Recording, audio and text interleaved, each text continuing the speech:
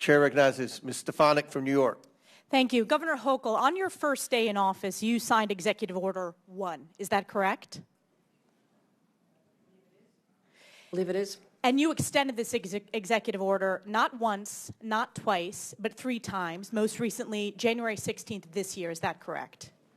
If that's what your facts show, I signed countless executive orders. I would assume you'd know it's laws. Executive Order 1. And this is a continuation of your predecessor's sanctuary state policies, correct? Is included in that. I want to be sure we are defining sanctuary state properly. I'll define it for you. It is the policy of the state that state officers or employees shall not disclose information to federal immigration authorities for the purpose of federal civil immigration enforcement. It goes on to say, law enforcement officers may not use resources, equipment, or personnel for the purpose of detecting and apprehending any individual suspected or wanted for violating a civil immigration office. Law enforcement officers have no authority in the state of New York to take any policy action solely because the person is an undocumented alien. That's a quote in your executive orders that you extended. Now, do you know who Sakir Akan is? I want to get back to the first part. No, I'm of asking question. a question. Do you know who Sakir Akan is?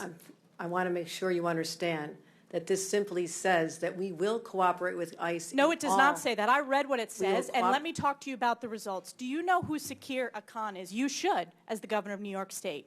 Do you know?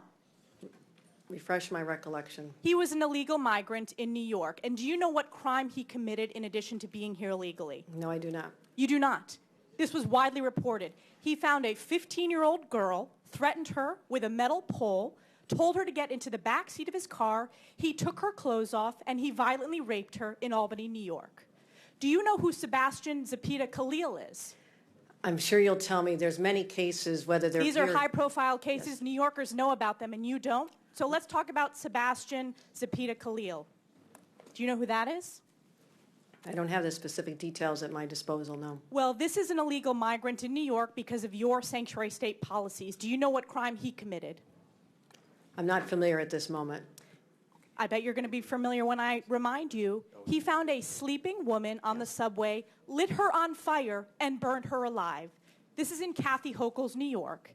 And as I'm sure you are aware, and I'll remind you, that ICE issued an order to detain this violent criminal, but that was rejected by New York officials due to sanctuary state laws. Now, do you know who Raymond Rojas Basilio is? I just want to say this. These crimes are horrific. Because of your sanctuary state policies. In all of these cases, we would work with ICE to remove them. You did not in this case. They are walking on the streets because of your policies and your executive order that you signed 3 times. Now, Raymond Rojas Basilio, do you know who that is? I'm telling you this. I will explain to you the policies of New York. We cooperate with, I know you're just trying to. You do not. Specifically, ICE was told not to detain this individual, and he burned a woman alive on the New York subways in Kathy Hochul's New York. So I will keep on going. What about Raymond Rojas Basilio? Do you know who that is? I'm going to tell you our overall policy, which will address all this. I'll tell you who that is. He is an illegal who molested an 11-year-old in our state because, again, of your sanctuary state policies. This illegal was shielded from federal immigration enforcement and able to commit this heinous crime. And what about Wilson Castillo-Diaz? Do you know who that is? I am telling you this. We do cooperate fully with ICE in criminal prosecution. Our sanctuary You're not advocating for these victims. Only deal this with is a 5-year-old who was raped on Long enforcement. Island in Nassau County. You are not advocating on behalf of these victims. You are shielding illegals. Even in your opening statement, you prioritize putting illegals first. That is not Rapes true. of young girls, beatings of NYPD cops by illegals who are here under Kathy Hochul's failed policies, burning New Yorkers alive. This is Kathy Hochul's New York. It's one of the many reasons why you're hemorrhaging support from hardworking New York These are families. horrific crimes, and they're heartbreaking. They're horrific crimes that are committed on your watch. You signed this executive order on your first day in office. You signed it again and again this January. We deserve a governor who stands up for law-abiding New Yorkers, doesn't put illegals first, but actually puts New Yorkers first. I appreciate Rather than going after the viral moment, I suggest you look at the facts. I'm standing up for New Yorkers. No. Rather than addressing the illegals in New York, you are prioritizing your far-left sanctuary state policies, which you put in place with executive orders.